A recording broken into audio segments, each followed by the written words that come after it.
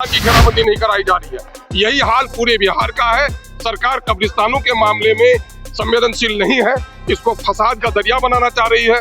और आज अगर कब्रिस्तान की घेराबंदी कोई करना भी चाहे माइनॉरिटी का। दूसरा मामला ये है कि सदन में एक विधायिका जो अपने क्षेत्र का दौरा करती है, वो कहती है कि वहाँ आपत्तिजनक जानवरों की वजह से वहाँ पर संवेदनशीलता बढ़ रही है, और नौकरशाह रिपोर्ट देता है कि नहीं ऐसी कोई बात नहीं है, तो नोटिफाइड होंगे, उसी कब्रिस्तान में घेराबंदी होगी।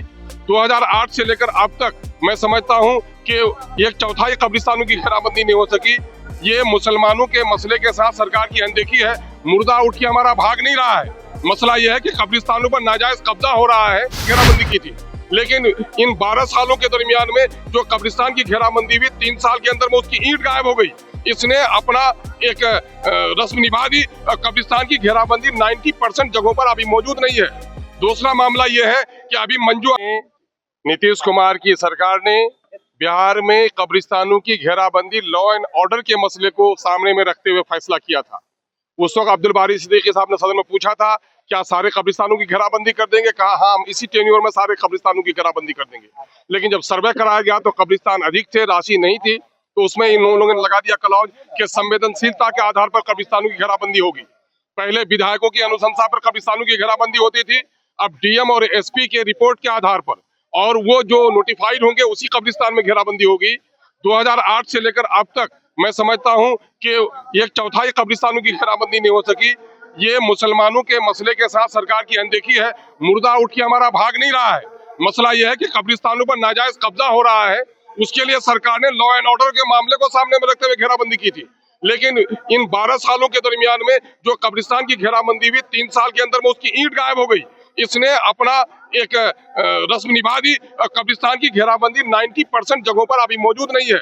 दूसरा मामला यह है कि अभी मंजू अग्रवाल जो विधायिका है, उन्होंने सवाल पेश किया नालंदा का, जहां माननीय मुख्यमंत्री कहते हैं कि हम क्राइम से और कम्युनलिज्म से कोई समझौता नहीं करेंगे।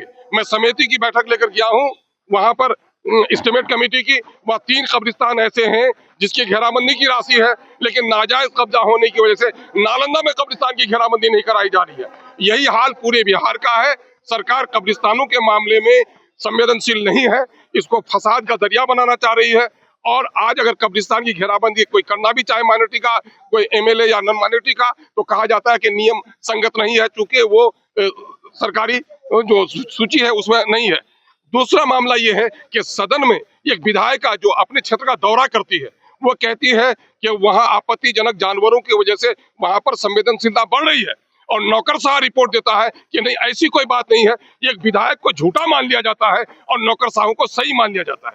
परंपरा ये रही है कि इस किस्म के मुद्दों पर पूरक क्वेश्चन पूछे जाते हैं, लेकिन हमारी पूरक को भी नहीं सुना जा रहा है, और सरकार झूठी गवाही दे रही है। एक तरफ तो मंदिरों की घेराबंदी हो रही है, सरकार को हम इसके लिए बधाई दे रहे हैं, लेकिन सरकार ईदगाहों की घेराबंदी करने के लिए तैयार नहीं है। कब्रिस्तानों की घेराबंदी करने में नीतीश कुमार जी पहले कार्यकाल में ईमानदार तो थे, लेकिन अब उसकी नीयत बदल गई है। उनकी माइनॉरिटी के ताल्लुक से वो संवेदनहीन हो गए हैं, और इस मामले में कहीं भी वो इंसाफ के साथ तरक्की का दावा पेश नहीं कर पा रहे हैं।